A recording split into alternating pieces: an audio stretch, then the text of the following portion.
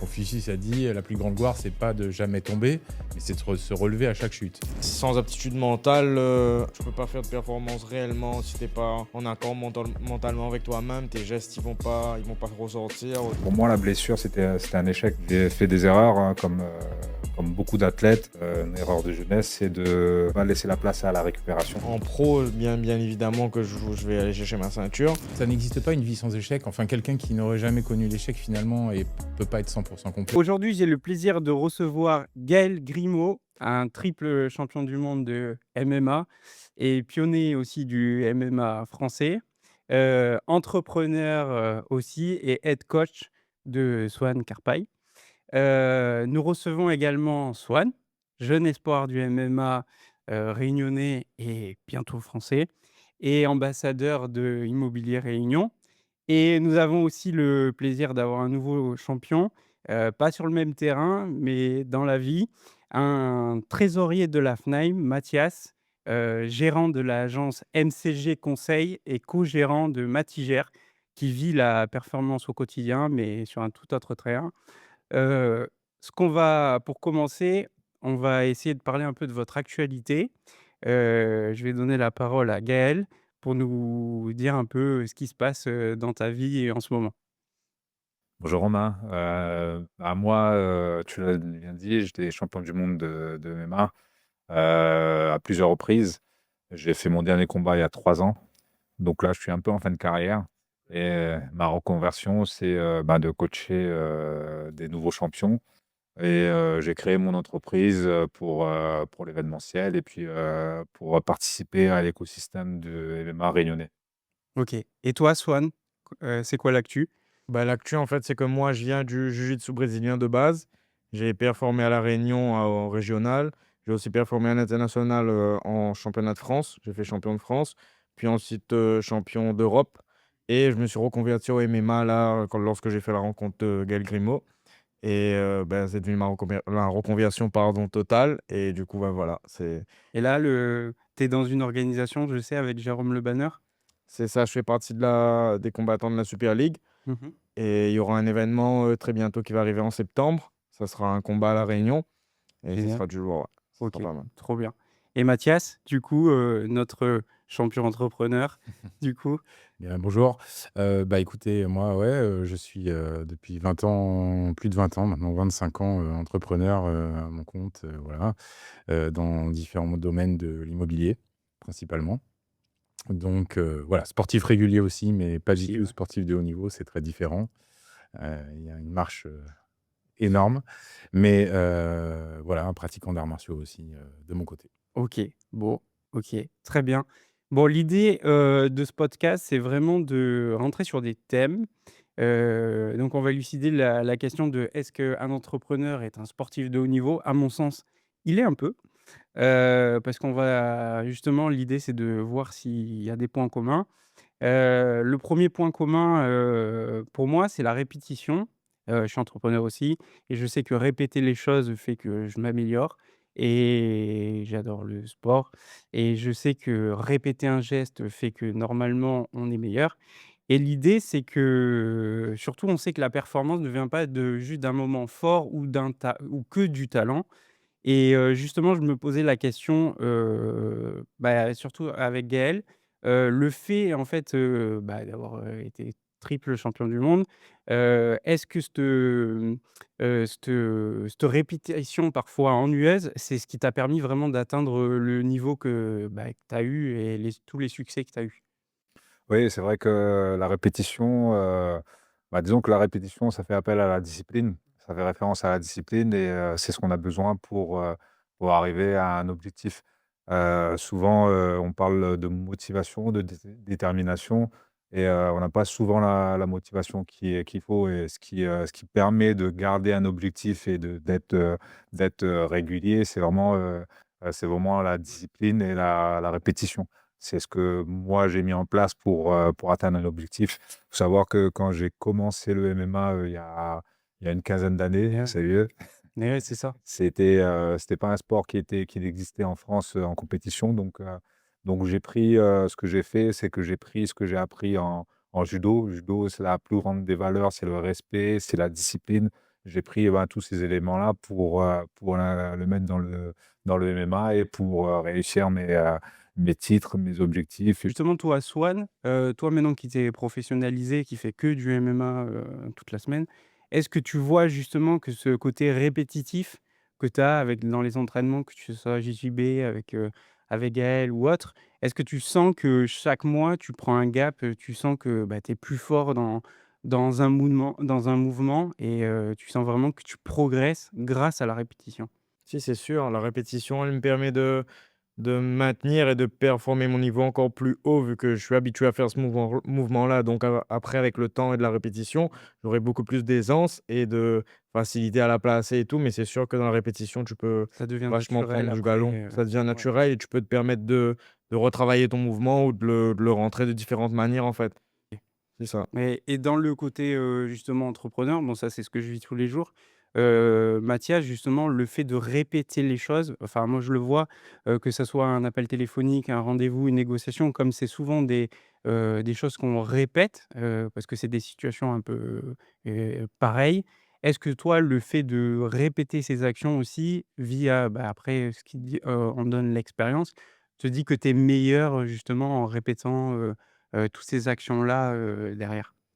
Bah, je pense que c'est assez évident en effet parce que bon, c'est la la répétition, c'est la régularité des efforts en fait, hein, voilà et la mise en situation, alors dans le sport, voilà, on se met dans différentes situations pour arriver à répéter tel ou tel mouvement et cetera. Effectivement, comme le disait Swan, que ça devienne naturel, que ça soit de plus en plus facile.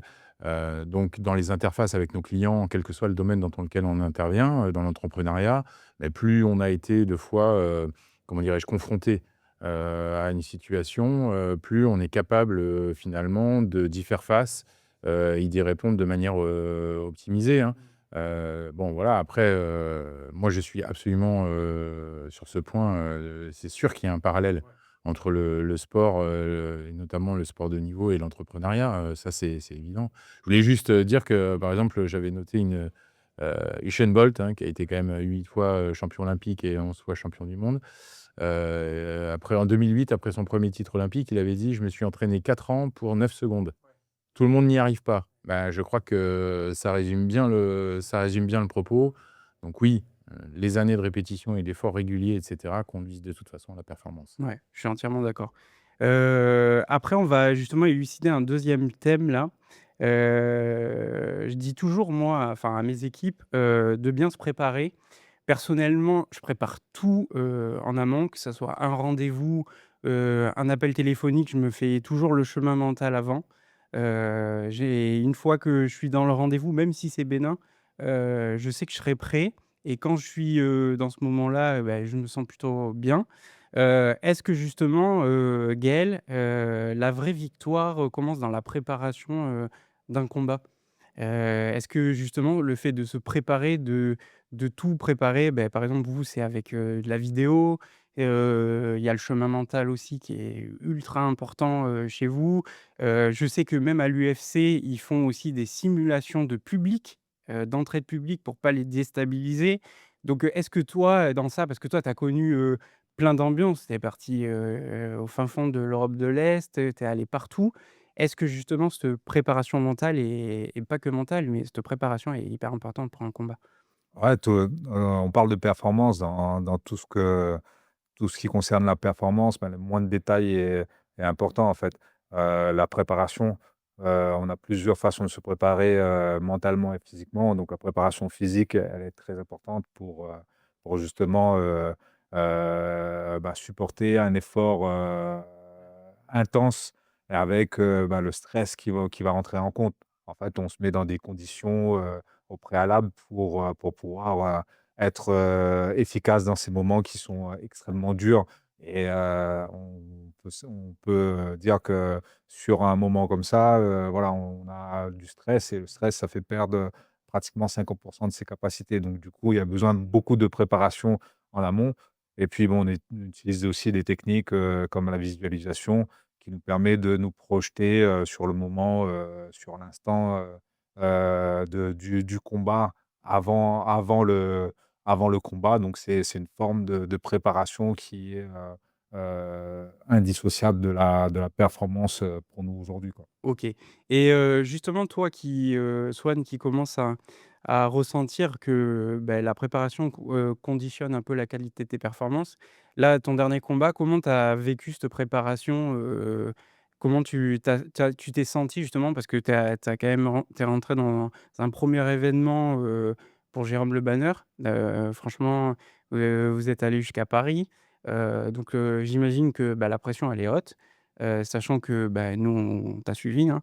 On a vu que dans le chat, YouTube, ça prenait feu la réunion et donc du coup, forcément toi, bah, à ton âge, hein, comment se est-ce que tu as préparé, tu as anticipé tous ces événements ou tu vis le sur l'instant présent et ça glisse et comment tu vis les choses toi? Alors je l'ai préparé et je l'ai préparé quand même, donc je l'ai bien vécu. J'arrivais à avoir cette déconnexion et me connecter qu'au moment, mais j'avais besoin quand même d'une préparation. J'ai fait de la visualisation aussi et bah, du coup, j'étais tout simplement prêt. J'ai préparé tout ça. J'ai eu beaucoup de force, de la Réunion, même de France, on m'a suivi. Donc c'était pas mal, ça m'a beaucoup aidé, ça a été comme un boost et sinon, oui, je me suis préparé, j'ai fait de la visualisation, j'ai vécu le moment en amont déjà et après, bah, je suis rentré dans la cage, Et après, tu confiant. comptes ta bulle, C'est quoi. ça. OK. Et toi, Mathias, comment tu vis les choses un peu comme ou peut-être comme moi aussi, où tu prépares vraiment, est-ce que tu anticipes aussi parce que souvent, toi, en plus, c'est sur des sujets de vie, avec les gens, et c'est des sujets vraiment importants, l'immobilier. Est-ce que tu as ce côté, comme Swan ou Gaël, où vraiment tu prépares ce moment-là? Oui, bien sûr, bah, de toute façon, je pense qu'en tant qu'entrepreneur, donc encore une fois, quel que soit le domaine dans lequel on est, la préparation, elle est ou fondamentale ou nécessaire.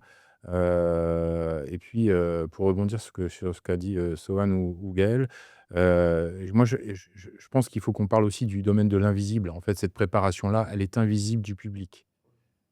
Elle est invisible du public qui, lui, ne voit que l'événement quand ce sont des super champions, pendant les 5 minutes ou 10 minutes ou quelques rounds de combat. Heu, Nous, par exemple, si je prends un domaine dans lequel, moi je suis professionnel, c'est-à-dire l'immobilier, une transaction dans l'immobilier, ça dure, quand tout va bien, entre 6 et 9 mois, plutôt 9 que 6 Ouais, c'est d'ailleurs. clair. De A jusqu'à Z, hein, quand on Mmh. part de A jusqu'à Z. Oui, je suis La notaire. totalité de chez la totalité, hein. Mmh. Donc évidemment que là, il y a un nombre d'étapes, colossales, à franchir, que ce soit, des étapes, je sais pas, juridiques, financières, techniques, humaines, enfin voilà, de toute nature. Et ça, c'est un peu la phase immergée de l'iceberg, que, nos clients ne perçoivent pas forcément. Mais évidemment que tout ça, ça demande de la préparation, ça demande voilà, du travail un peu invisible comme ça, imperceptible du public au sens large, mais qui conduit effectivement derrière à la réussite et ou à la performance. OK. Bon, je pense qu'on est un peu tous d'accord. Justement, toujours sur le même sujet, je m'étais noté une question. Est-ce que 90 de la réussite, justement, c'est pas ce qu'on voit pas? Donc, il a déjà répondu du coup, Mathias, mais est-ce que vous, de votre côté, vous êtes d'accord avec, bah, du coup, ce que vient de dire Mathias? Est-ce que cette partie, invisible, la partie immergée de l'iceberg est pas au final la plus importante? Ouais, c'est un chemin qui est long, hein, une performance, hein. Dans une carrière de combattant comme je l'ai eu, bon, j'ai vécu pas mal de choses que les gens ne savent pas. Avec, bon, déjà ce qui est visible, c'est l'interdiction du MMA en France.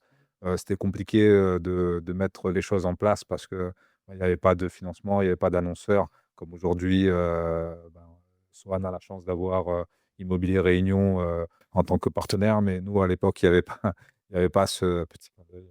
Ça, à l'époque, il y avait pas ce genre de partenaire qui pouvait nous suivre, donc on a dû, trouver, des stratégies qui nous permettaient de financer, de mettre en place des choses pour pouvoir, être performants, pour pouvoir, subvenir à nos besoins pendant ces préparations-là, quoi, en fait. Donc c'est vrai qu'il y a beaucoup de choses que les gens ne voient pas. C'est comme une traversée, Ouais, un peu du désert, on ouais, traversait c'est du clair. désert. Et des fois, tu trouves, On te voit au de l'eau départ, et il y a la traversée qui est très dure et après on te voit à l'arrivée et c'est là qu'on te félicite. Donc ouais, c'est quelque chose qui est compliqué, ouais. OK. Il y a un autre, sujet qui, pour moi, est associé aussi, c'est la partie mentale. Que ce soit dans une cage ou dans une entreprise, on a tous de la pression. Donc vous, vous avez la pression de, bah, de vos objectifs, de votre public, de vos sponsors, nous, de nos clients, et encore plus quand on touche dans l'immobilier parce que derrière, on touche des familles. Qu'est-ce que, pour toi, Gaël, est-ce que tes combats, est-ce que tu enfin, l'idée c'est est-ce que tu as déjà gagné un combat uniquement au mental? Bah, je peux dire aujourd'hui, que j'ai gagné tous mes combats au mental. Bon, je suis pas quelqu'un de très, doué. Physiquement, j'ai des qualités, mais je suis pas quelqu'un de doué. Je suis un travailleur. Et ensuite, bah, ce qui fait la différence, c'est mon mental, en fait. C'est, la patience que je peux avoir, la résistance que je peux avoir, sur les combats.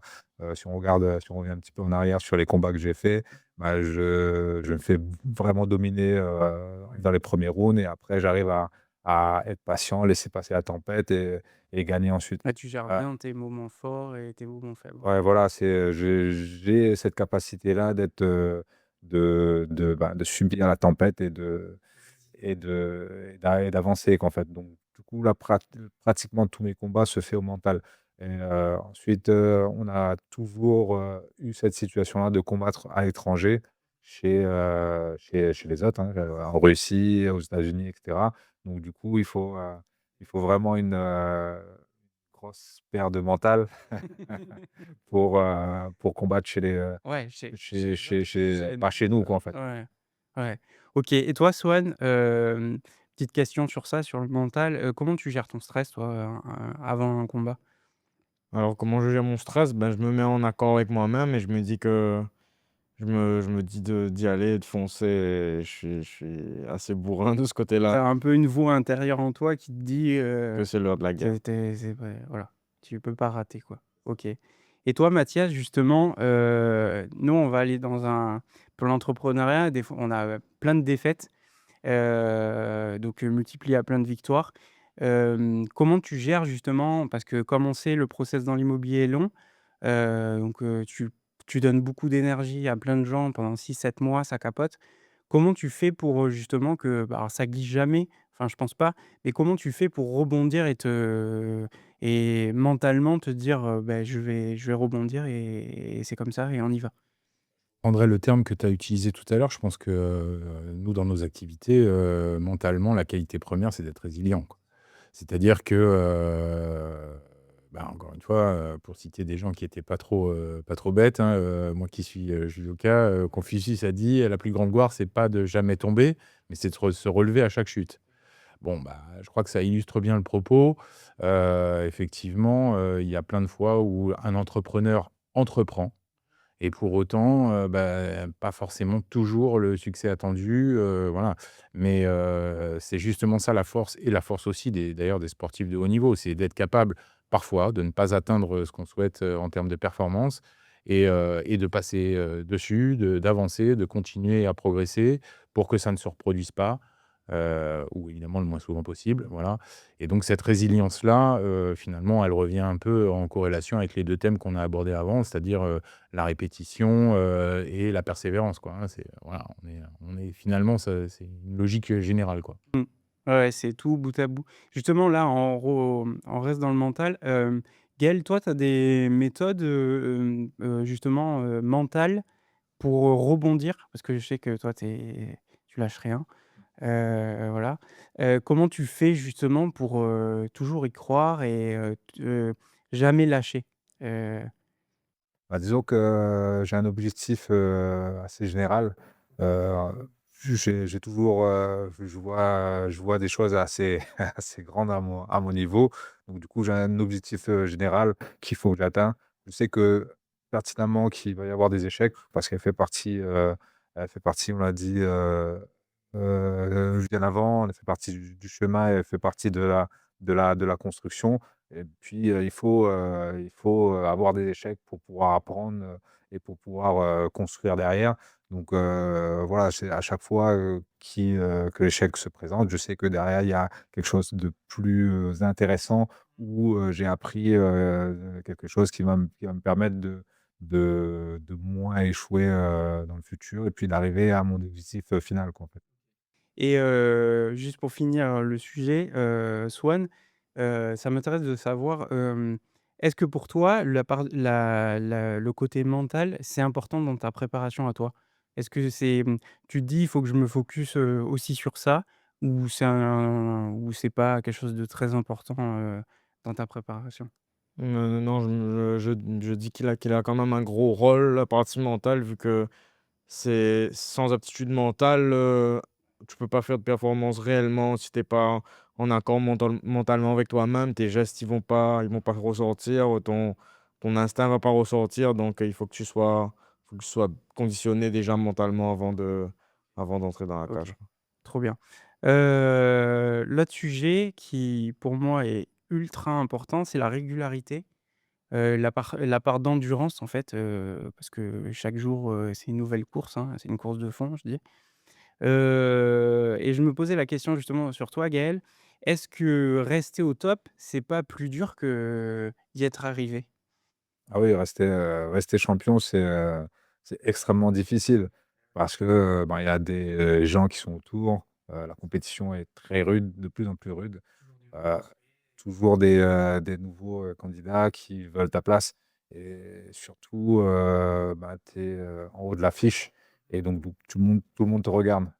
Il y a des gens qui, souhaitent que tu restes champion et il y a des gens qui souhaitent que tu tombes. On aime bien voir les gens aussi tomber donc c'est ça qui est compliqué de rester au niveau, c'est que cette pression-là du regard des autres, du regard des gens qui veulent ta place, du regard des personnes qui, voient tes faits et gestes et observent, ta grandeur ou ta chute.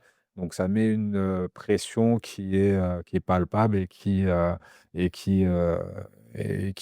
peut mener, à Ouais, une chute, quoi. c'est ça, ouais. OK. Et justement, là, on passe directement à l'entrepreneuriat. Heu, quand ça s'arrête enfin, pareil, Mathias, toi, ça s'arrête jamais. En plus, tu cumules, bah, voilà, 2 entreprises, trésorier de la Fnaim. Comment tu gardes le rythme, Comment tu arrives à être focus sur, C'est pas effectivement, c'est pas évident, après, c'est vrai qu'en termes de bah, là, on va parler plutôt de gestion du temps, du coup, gestion de l'effort et du temps, hein, qui sont corrélés, hein, pour essayer de, voilà, de maintenir, comme disait Gaël, de maintenir, le plateau dans lequel, on peut être arrivé si c'était notre objectif.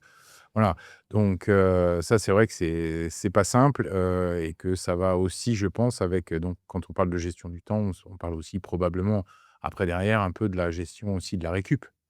Parce que la performance, elle est corrélée finalement, heu, à des phases de récup qui sont, indispensables pour pouvoir être bon le c'est moment clair. où, quoi. OK. Et justement, on va parler justement de la récupération. On dit souvent qu'un bon sportif sait récupérer, un bon entrepreneur aussi. Justement Gaël, dans ta carrière, comment tu trouvais ce juste milieu? Parce que voilà, tu as des objectifs, tu veux une ceinture, on te propose des combats un peu à la volée, surtout, à l'époque. Comment tu mesurais le fait de dire: «Non, là, il faut que je récupère, je suis cramé, je vais pas bien combattre», en plus, tu as les voyages et cetera qui sont hyper fatigants, le décalage horaire souvent. Comment tu sais que tu as une jauge en toi qui te dit: «Là, non, il faut que je reste à la maison», quoi? Ah, bah, ça fait partie de ce qu'on avait dit avant, l'échec. Pour nous, pour moi, la blessure, c'était un échec. J'ai fait des erreurs, hein, comme beaucoup d'athlètes. Une erreur de jeunesse, c'est de pas faire, de pas laisser la place à la récupération. Parce que bon, quand on est jeune, on se sent fort et on se sent fougueux et donc du coup, la récupération, on la met un peu plus de côté. On récupère plus vite donc du coup, on fait abstraction de cet, élément de la préparation qui est hyper importante, quoi, en fait. Donc du coup, j'ai eu des blessures, qui m'ont stoppé, des fois sur une année. Donc voilà, comme c'était ma seule source de revenus, bah, je paye, tout de suite le prix. Donc c'était un échec pour moi parce que, bah, je ne pouvais pas, subvenir aux besoins de ma famille et même, heu, j'étais coach à ce moment-là. Donc du coup, bon, aller coacher quelqu'un, avec une blessure, difficile au dos, donc ça, c'est compliqué. Donc cet échec-là, bon, j'ai appris que de mes erreurs, qu'il fallait mettre, la récupération, dans la préparation et donc du coup, c'est comme ça que j'ai continué à performer après cette blessure-là parce que, bah, j'ai pris vraiment en compte cette phase de récupération, quoi. OK. Et toi, Swan, là, tu sens l'importance, maintenant, de justement, bah, aussi via l'expérience de Gaël aussi, je pense qu'il te le dit assez, je le sais, bah, des fois de récupérer, tu as eu un moment un peu, voilà. Est-ce que maintenant dans ta jeune carrière, tu sais que, bah, la récupération est aussi importante qu'au final, l'entraînement, au final? Si, je le sais, on me le répète tout le temps et j'ai quand même fait des erreurs, j'en ai Oui. payé le prix. Et du coup, voilà, suite aux blessures, bah, je me suis dit: «Bah, c'est un peu dommage d'avoir pas fait une, plus forte performance alors que j'avais les capacités», ben, parce que j'ai pas écouté mon corps et que je me suis blessé. J'ai eu un staphylocoque au championnat du monde. Je me suis fait opérer le genou, j'ai eu pas mal de blessures parce que justement je me suis pas je me suis je on comme il dit: «On est jeune et fougueux, on se sent fort, on se dit: "Bon, bah, plus on s'entraîne, plus on devient plus fort et tout". On n'écoute pas forcément notre corps vu qu'on sent que notre capacité de récupération est beaucoup plus élevée que ça». Mais en fait non, au final, du coup, bah, là, je commence à vraiment mettre en place, via mon coach de prépa physique qui me dit que là, c'est le moment de reposer, là, c'est le Mmh. moment de Ouais, c'est du bien. coup, voilà, c'est vachement Et important. nous, dans l'entrepreneuriat, alors c'est pas physique, c'est mental, la récupération.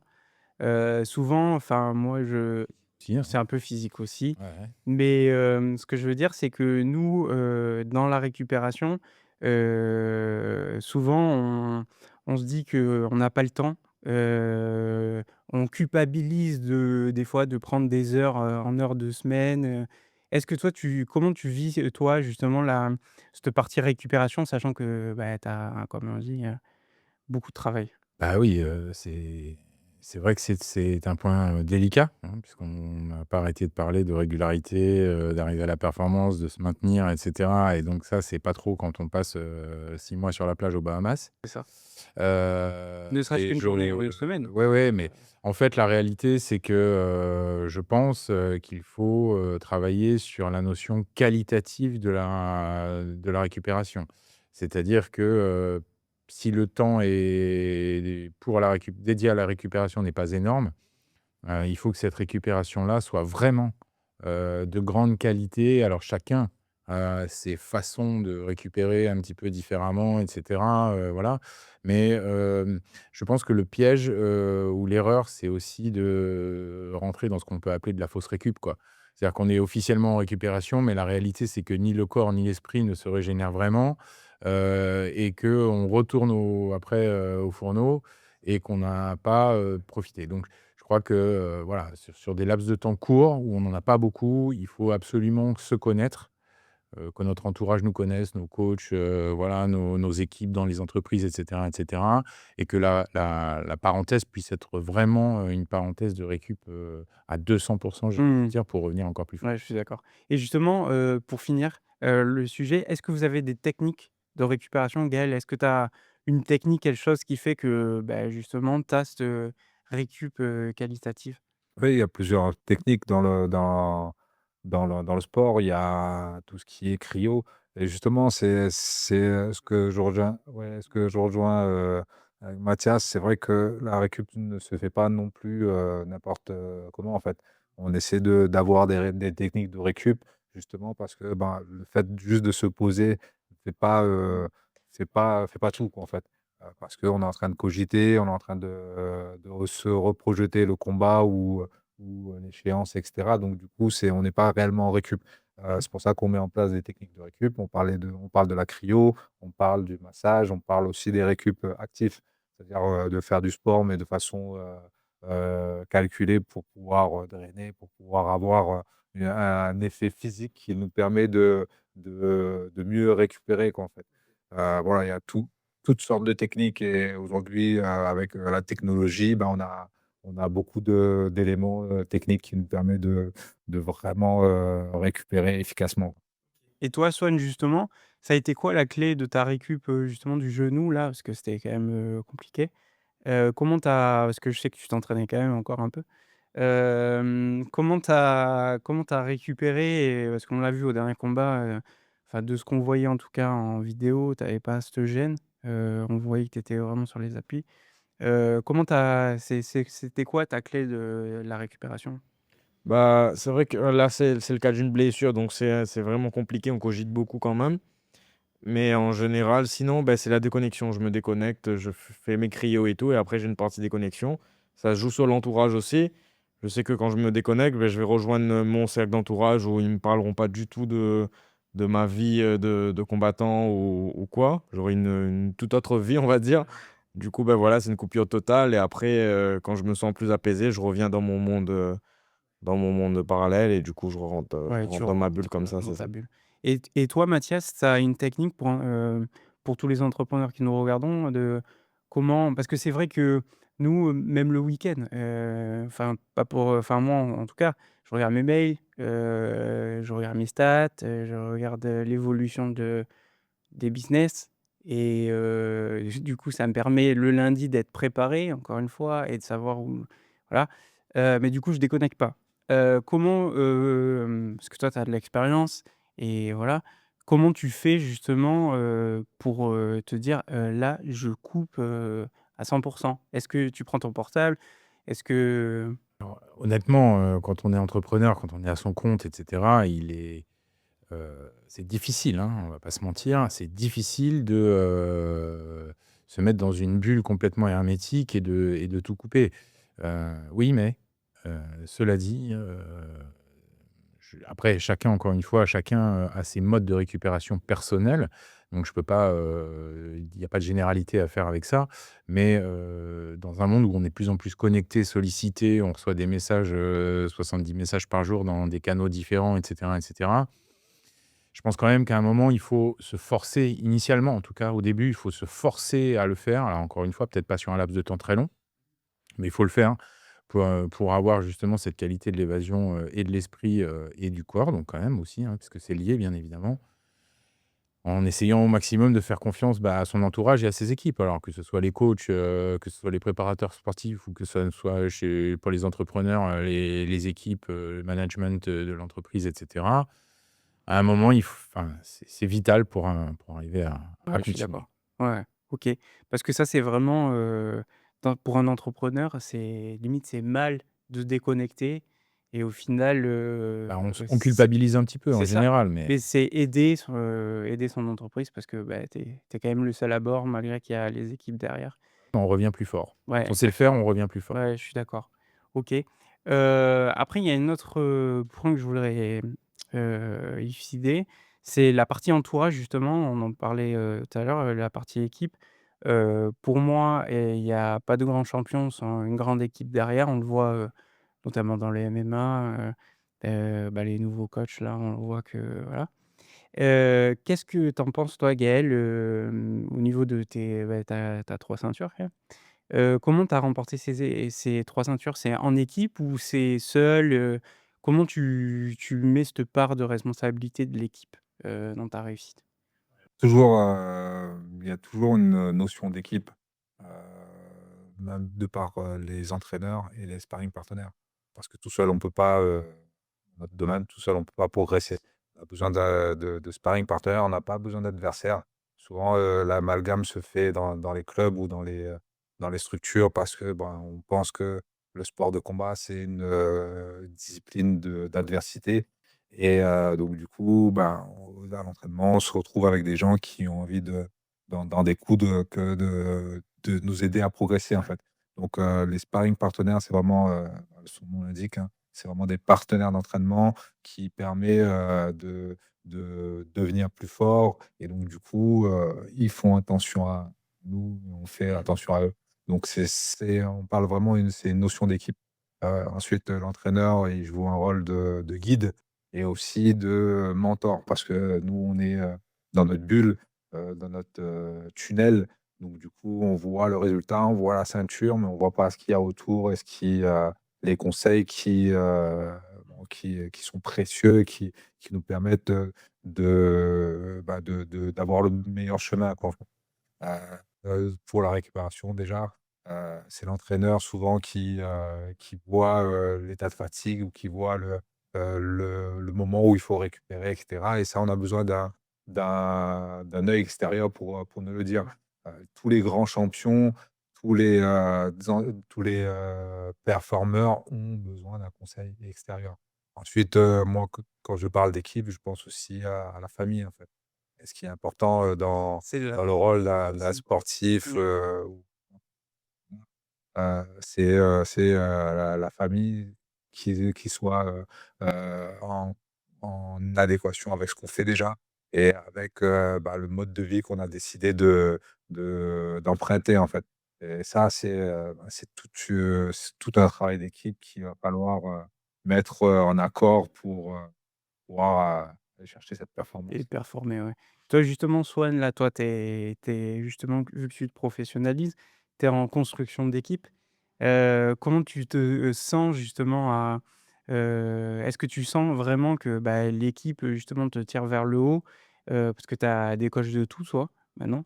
Est-ce que tu sens vraiment que, bah, le fait d'avoir une team, JJB, une team, striking et cetera, te permet de t'élever et quand tu es dans la cage, tu sens qu'il y a cette osmose d'équipe qui ressurgit, dans la cage? Parce que tu as le partie mentale aussi Gaël et la partie aussi, stratégie qui est, avec Gaël.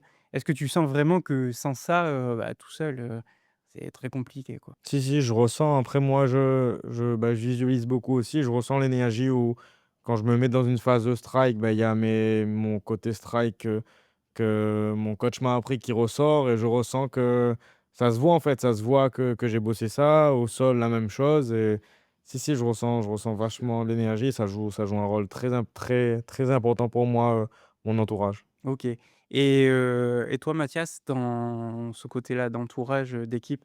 L'entourage, enfin l'équipe déjà, au sein même de l'entreprise. Bon, bah, évidemment, c'est une, évidence de dire ça, il vaut mieux s'entourer, des gens les meilleurs ou avec lesquels on s'entend le mieux, enfin voilà, avec lesquels on a le plus de facilité, c'est évident. Mais même de toute façon, si on partait d'un auto-entrepreneur, par exemple, qui serait, tout seul, dans son entreprise, on ne vit jamais seul dans un univers clos. C'est-à-dire qu'on est en relation avec des fournisseurs, avec des partenaires, avec nos clients et cetera et cetera. Donc, par exemple, le choix des partenaires, des fournisseurs ou peu importe, ça aussi, c'est un choix qu'on fait et donc je crois que c'est très important, de s'entourer au mieux et donc effectivement d'avoir, la meilleure équipe possible, en tout cas celle qui nous correspond le mieux, pour arriver où on veut. Après, il faut peut-être parfois, là aussi, un petit peu de cheminement, on peut faire parfois quelques erreurs et puis arriver à bien se connaître soi-même, pour bien sélectionner les autres. Et du coup, comment on construit une bonne équipe? Est-ce qu'on fait au feeling, au ressenti? Ou on fait un peu au CV, aux expériences qui ont été, Bah, faites après avant? je sais pas s'il y a une méthode, générale à appliquer parce que sinon tout le monde le ferait, ce serait très simple. Non, je pense que c'est un peu au cas par cas en fonction des personnes et de leur, voilà et de leur façon de faire. Je ferais un peu une réponse, entre les 2 en disant qu'on est tous des êtres humains, donc dire qu'il y a pas de part de feeling, qu'il y a aucune part émotionnelle dans l'entourage, bah, ça c'est complètement faux. Et en revanche, il faut aussi être capable de ne pas être dicté que par ça, mais d'essayer aussi d'avoir une analyse un petit peu, je dirais, brute, un peu, factuelle. Voilà, les CV, les choses comme ça dans le monde de l'entrepreneuriat, c'est voir un peu quelles sont les expériences, préalables. Bon, tout ça coïncide, et puis on peut essayer de faire une sorte de potion magique avec tout ça pour trouver la meilleure team, Ouais, quoi. la meilleure Voilà. type. Justement, je reviens sur toi, Swan. Vu que tu es, bah, dans cette phase-là, comment tu as fait toi? Tu as pris la part de feeling, tu as pris la part de connaissance ou le CV? Parce que te dire, «Beh, je suis entraîné par un triple champion du monde», derrière tu as Kamel aussi, qui a fait les grandes heures de kickboxing, donc tu as que des tops. Le JJB, je connais pas ton club donc je parle pas. Mais l'idée, c'est que voilà, là, tu as vraiment le gratin de la réunion. Est-ce que tu as été, c'est ce CV qui a fait que tu t'es dit: «Bon là, je vais avec les meilleurs» ou tu t'es dit: «Non, ma part, humaine me fait que j'ai un super feeling avec Gaël, j'ai un super feeling avec Kamel, qui fait que, bah, je vais y aller et en plus de ça, c'est des tops». Si, si, il y a eu les 2 un peu. Il y a eu ce côté sélectif où je me suis dit: «Ben, je veux être champion de MMA». Du coup, bah, j'ai de la chance d'avoir, Gaël Grimaud et d'autant plus la partie où il est coach. Du coup, il délègue et je me suis dit: «Bah, je vais suivre ce chemin-là». Du coup, j'ai été très radical. Je me suis dit: «Je vais le rencontrer». Après, il y a eu ce parti feeling où on s'entendait vachement bien et tout et que j'ai vu sa personne. Du coup, ça m'a beaucoup plu et après, bah, via lui, j'ai fait les rencontres. C'est grâce à lui que j'ai connu, Kamel Jamel, champion striking et Élodie Grimaud, ma coach de préparatrice physique qui était la sienne avant. Du coup, bah, voilà, tout se fait par la suite, quoi. OK. Bon, on va changer de sujet. Moi, c'est un point, mais tellement important pour moi. C'est, l'objectif, la direction. En gros, enfin, pour moi, sans direction, ben tu peux pas avancer justement sur tous les points qu'on a précédés avant. Il faut un cap, et justement,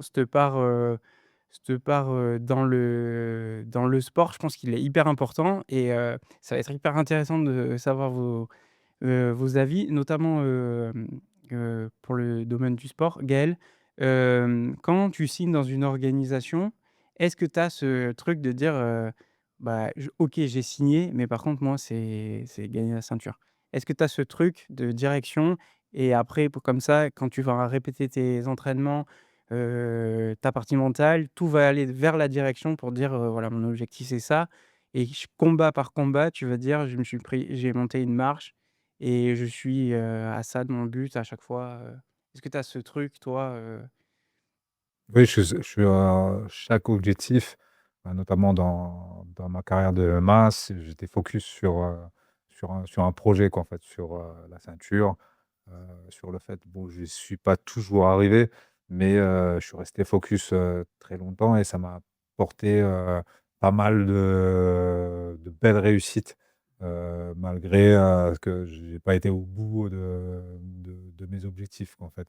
Donc oui, je suis quelqu'un de plutôt, focus, qui reste, focalisé sur un projet, sur un objectif et je passe les étapes. Comme je disais tout à l'heure, moi, c'est l'objectif général qui m'intéresse et ça me permet d'accepter les échecs, d'accepter les erreurs, de faire mieux et d'être régulier dans mon projet, en fait, jour après jour, heure après heure, minute par minute. C'est quand j'ai cet objectif-là, je bouge pas d'un ouais, coin. c'est ça. Je Toi, reste tu lâches pas, toi. je reste dedans. Mmh. Et toi, Swan, là, justement, derrière, là, avec, la Super League, est-ce que tu t'es dit, bon, j'imagine que, bah, déjà, c'est un peu de fierté d'être invité par, Jérôme. En plus, je pense que tu es un peu le chouchou, personnellement. Il t'a invité justement à faire, du striking avec lui, même j'ai vu sur une vidéo, enfin, c'est incroyable. Est-ce que toi, quand tu t'es dit: «Bon, ben voilà, je vais dans la Super League», l'objectif, bon, déjà, c'est d'épurer, mes combats amateurs pour, devenir pro. Ça, je pense que ça, c'est ta première ligne. Mais est-ce que tu as cette ligne de se dire, «Bon, derrière, après, il me faut une ceinture, quoi»? Est-ce que tu es drivé par ça ou tu es juste drivé sur le moment par, tes combats et ça te suffit? Bah, il y a 2 cho il y a en pro, bien évidemment que je vais aller chercher ma ceinture et après en amateur, il y a ce côté où je vis mon combat aussi. J'accepte toute expérience et je veux bien évidemment, terminer mes adversaires, mais je veux aussi vivre le moment et tout capter, à ce moment-là de mon combat pour après en pro, pouvoir, être plus expéditif. Ouais, OK. Et dans le monde de l'entrepreneuriat, Mathias, quand tu fondes une société, est-ce que tu fais ça parce que tu es passionné par l'immobilier et tu te dis: «Ben, on verra»? Je pense pas. Ou est-ce que tu as un drive et tu te dis: «Ben, voilà, je veux arriver à temps», par exemple dans la gestion, tant de lots, ou dans la vente, tant de CA? Et qu'est-ce qui te drive toi dans tout ça? Bah, de toute façon, dans le monde de l'entrepreneuriat, on est en permanence en train de se fixer des objectifs. Alors, c'est des objectifs à court terme, moyen terme et long terme. Donc c'est pas exactement, les mêmes niveaux d'objectifs. Heu, Moi, je pense que, alors je ne veux pas parler à la place de mes camarades qui sont évidemment, de grands performeurs, mais ayant quand même, fait une vie entière aussi dans le monde du sport, c'est là où on voit la différence, je pense, avec les sportifs de haut niveau justement et les sportifs classiques. C'est-à-dire que les sportifs de haut niveau sont des gens qui se fixent des objectifs, parfois très ambitieux, peu importe, mais qui ont la force mentale et la rigueur pour y arriver. Et c'est ça qui fait d'eux des super champions, par rapport à des sportifs qui sont des bons sportifs, mais qui n'ont pas, cette espèce voilà, de transe qui rentre là, dans cet objectif, supérieur, quoi. Donc là, c'est ce qui fait vraiment, à mon avis, la différence et beaucoup de respect pour ça. Oui, dans le monde de l'entreprise, bien évidemment que, on se repose donc aussi sur des facteurs parfois qui sont plus, rationalisés. Voilà, avec, bah, des notions évidemment rapidement, des notions financières, des notions, de voilà, d'objectifs intermédiaires, petit à petit, on essaye d'atteindre, voilà les paliers. Les plus grandes réussites, d'entrepreneurs sont quand même des gens qui avaient des visions. C'est un peu la même chose que les sportifs de haut niveau, hein. C'est des gens qui se fixent des objectifs, qui paraissent, quasiment inatteignables, initialement et qui s'en donnent les moyens. Donc la réalité de l'entrepreneur, je dirais classique, c'est, voilà, évidemment, rempli d'objectifs, court terme, moyen terme, long terme. Parmi nous, se cachent, quelques champions et quelques entrepreneurs de haut niveau. C'est ça? OK. Bon, on va passer aux questions. On a répondu un peu à tous les sujets, dont on voulait parler. Je pense que là, la question elle est un peu élucidée. J'irais plus là pour les gens qui nous regardent, du conseil. Heu, quel conseil tu aurais, Gaël, tu aurais aimé avoir au tout début de ta carrière? Est-ce qu'il y a un truc qui te tu vois? C'est un conseil, Mathias en a parlé tout à l'heure, Mmh. c'est, de travailler sur soi, en fait. C'est de se connaître soi-même. Ce qui est important, dans le fait de se connaître soi-même, c'est on connaît nos limites et donc du coup, du moment où on peut déterminer ses limites, on peut plus facilement les dépasser, en fait. Se connaître soi-même, c'est aussi, une notion, de choisir son équipe. Si on se connaît soi-même, on a plus, cette, capacité-là de voir avec qui on peut travailler, avec qui on peut avancer dans la vie, faire un bout de chemin ou pas. Ou, j'irai encore plus loin avec, les personnes avec qui on n'accroche pas, mais on a besoin d'eux pour avancer ou pour, faire un projet, à un moment. Donc du coup, se connaître soi-même, c'est vraiment, quelque chose d'important et c'est le conseil que j'aurais, aimé avoir quand j'ai débuté le sport. OK.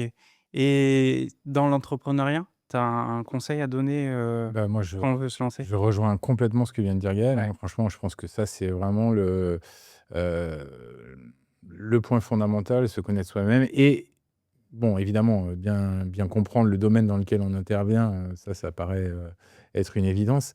Mais en se connaissant bien soi-même aussi, ça permet aussi quelque part de travailler, moi je pense que c'est important de travailler sur nos faiblesses. C'est-à-dire qu'on a tous, naturellement, que ce soit, dans le sport ou dans l'entrepreneuriat, des zones où on est, plus performant, naturellement. Bon voilà, comme ça, très bien. Ça peut être du grabbing, on est moins performant en pied-point ou inversement, enfin voilà. Enfin, je veux dire, très bien. Heu, Quand on se connaît bien soi-même, qu'on est en équilibre avec soi-même et cetera, on n'essaye pas de se transformer, pour les yeux des autres ou pour voilà, on essaye de se transformer en profondeur pour soi et ça permet aussi d'aborder ce travail sur les parties où on est peut-être moins performant, voilà, avec j'ai envie de dire plus de volonté et encore plus de rigueur et voilà et déterminé à être quelqu'un de plus complet. Dans l'entrepreneuriat, bah, c'est la même chose.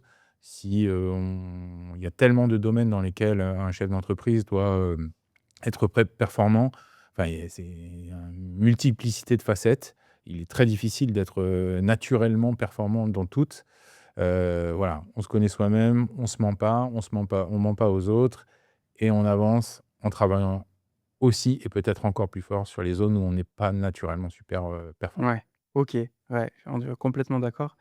Et dernière, question, c'est, comment vous gérez les échecs? On va commencer par toi, Swan, justement, parce que tu as vécu, une défaite, dans ton parcours d'amateur. Comment tu vis ça, l'échec, et comment tu rebondis derrière? Est-ce que c'est important pour toi de justement de cette partie mentale de dire que, bah, tu es beaucoup plus fort que ça, que derrière, tu es là pour apprendre aussi parce que c'est la partie amateur et on est là pour apprendre. Comment tu as réagi, à cette défaite, à ce premier échec? Parce que tu avais jamais connu encore, toi? Bah, ça fait toujours mal, ça fait vraiment mal. Après, je me dis que, bah, je me suis pas pris de ca c'est parti au point donc je suis tout de même pas satisfait de ma performance en vrai, vu que je sais que j'aurais pu mieux faire. Mais, bah, ça se travaille, c'est la partie amateur là, ça se travaille. J'ai eu toutes, mes sensations déjà, je suis bien. J'ai quand même bien vécu le combat, j'étais dedans et puis voilà, je vais juste rebondir et remonter quoi. Ça Ouais, ça m'empêchera c'est pas ça, c'est de sûr, d'atteindre mon objectif. c'est sûr. Et toi, Gaël, est-ce que tu as un petit, secret magique de comment gérer le rebondir après un échec? Et parce que toi, tu es comme on disait, tu es résilient. Donc du coup, tu as ce truc en toi qui fait qu'un échec devient une nouvelle opportunité au final. Comment tu gères ça, de ton côté? Bah, c'est pour moi, avec l'expérience, c'est, l'habitude des échecs c'est aussi un entraînement l'échec. Pour moi, c'était, de fait les petits échecs sont toujours, des leçons et à force d'échecs, bah, les plus gros sont beaucoup moins importants. Après, on sait comment, l'important, ce qui est, déterminant derrière, c'est comment tu sais que tu rebondis, comment tu sais que tu réagis aux échecs et ça, ça fait partie de l'entraînement, en fait. Mmh. OK, et pour, solder ce podcast, Mathias, comment tu gères l'échec toi aussi? Je crois que tout le monde connaît la fameuse phrase de Nietzsche là qui dit: «Tout ce qui nous tue pas nous rend plus forts». Bon voilà, évidemment, je crois qu'on apprend de nos échecs, et presque heureusement qu'on en a parfois parce que là, ça n'existe pas une vie sans échec. Enfin, quelqu'un qui n'aurait jamais connu l'échec finalement et peut pas être 100 complet. Donc je dis pas qu'il faut s'y habituer, c'est pas du tout ce que je suis en train de dire. Mais en revanche, oui, bah, ça fait jamais plaisir. Je pense qu'il est toujours nécessaire de faire une analyse, un peu à froid après, et que de cette analyse-là ressortent forcément, des éléments qui nous feront, progresser par la suite, hein, Je crois qu'il y avait eu quelques années là, il y a Teddy Riner, il avait perdu, contre un poids lourd japonais, je crois que c'était peut-être en finale du championnat du monde au Japon et il y avait eu il avait contesté l'arbitrage en disant, voilà, c'était pas, voilà. Eh bien, ça avait fait un peu de bruit à ce moment-là au niveau médiatique. Le lendemain il avait fait une conférence de presse en disant: «Non mais attendez, je reviens sur ce que j'ai dit. Si j'avais mis Ippon très clairement, j'aurais gagné le combat, l'arbitre, il aurait déclaré Ippon en ma faveur». Bah, voilà, je crois que ça résume bien l'histoire. C'est-à-dire que, voilà, sur le coup, c'est difficile, on l'accepte mal, voilà, quand on a un peu de caractère, un peu de justement défini des objectifs un peu élevés et cetera et puis, on analyse un peu avec le recul. On prend la part des choses qui nous appartient et dont on est responsable et on avance et on fait pas 2 fois les mêmes erreurs. OK, alors on a encore un peu de temps. J'ai une dernière question qui me vient comme ça, et elle va être pour moi celle-là. Est-ce que est-ce que l'ego est important dans la performance, Gaël? L'ego, c'est quelque chose de très délicat Eh ouais. à manier. c'est compliqué, parce qu'elle nous fait faire, beaucoup d'erreurs, en fait. Heu, Souvent, il nous fait rater des opportunités, des objectifs et même des personnes. Donc, là, on revient sur le même sujet, hein, se connaître soi-même et accepter qui on est, comment on est fait, comment on peut réagir, aux choses et cetera et savoir qui on est, ça permet d'amoindrir un petit peu l'ego et faire moins d'erreurs, subir un peu moins, ces échecs. Nous, dans le sport de combat, bah, voilà, on est regardé, on est devant un public, donc du coup, on doit accepter de mettre cet ego-là de côté pour, éventuellement parce que l'issue, c'est peut-être un chaos. Donc il faut y aller et si on a pris un chaos ou si on a pris une défaite, ben, il faut accepter l'avoir pris devant tout le monde, donc mettre son ego de côté pour pouvoir, rebondir et repartir, quoi, en fait. Mais est-ce que pendant le combat, l'ego est pas important? De se dire, par exemple, tu vois, tu prends une tempête au début et ton ego te dit, actionne justement ta résilience et tu te dis: «Mais en fait non, je laisse passer cette tempête», mais par contre et c'est l'ego qui te fait parler justement avec Oui, toute la préparation derrière. c'est un élément qui est important, en fait. Ça fait partie de nous-mêmes. Ça fait partie de notre partie. C'est notre partie qui doit être équilibrée justement Ouais, c'est ça, c'est plus un que tout, équilibre. en fait. C'est vrai que, bah, quand on est dans une situation difficile, c'est l'ego qui nous permet de reprendre et de revenir à la surface, quoi, en fait. Pas mourir, Ouais noyé, quoi. et toi Mathias, l'ego Oui, oui, bah, dans l'entrepreneuriat? l'ego, c'est quelque chose de dangereux, je pense, hein, parce que, ça se peaufine au fil du temps. Alors avec l'expérience, on arrive à avoir, à tirer les vertus positives de l'ego. Mais, on sait tous à quel point il est facile de tomber dans les aspects négatifs de l'ego. Voilà, donc, oui, dans l'entrepreneuriat, bah, pareil, il faut évidemment en avoir un peu, hein, ou même un peu beaucoup, mais il faut l'orienter, et c'est ça qui est assez difficile, assez délicat. Il faut le canaliser, dans le côté positif des choses et que cet ego, vienne pas, écraser les autres ou, avoir des aspects, qui puissent être ressentis de manière, non vertueuse, que ce soit vis-à-vis de nos clients ou autres, hein, donc, Même les équipes, c'est souvent un ennemi personnel, mmh, qu'il faut combattre. je suis d'accord. Et toi Swan, l'ego, tu apprends à le gérer maintenant? Ou c'est comment? J'apprends à gérer, mais je dirais que moi, c'est soit je fais confiance à l'ego, je rentre dans une phase où je vois plus le bien, je veux vraiment être méchant et je vois plus non plus le danger, on va dire, je suis plus mon game plan, c'est soit je suis mon game plan et même s'il y a la foudre, il y a tout ce qui se passe, qui vient, ben, je reste calme et lucide ou soit, bah, j'active mon mode ego là, mais comme je disais, c'est un ennemi personnel et il y a le côté négatif aussi où tu prends des risques, soit ça passe, soit ça casse, on va dire et du coup, voilà, c'est deux styles de mode différents. Après moi, si je vois que je domine vraiment mon combat, ça peut arriver que l'ego quand même, il rentre en jeu et là, c'est vraiment, prédateur et proie, un loup qui voit le sang et qui fonce dedans du coup, voilà. Mais j'essaie plutôt de rester, calme et lucide et faire le travail proprement, on va dire. OK. Bon incroyable. Merci.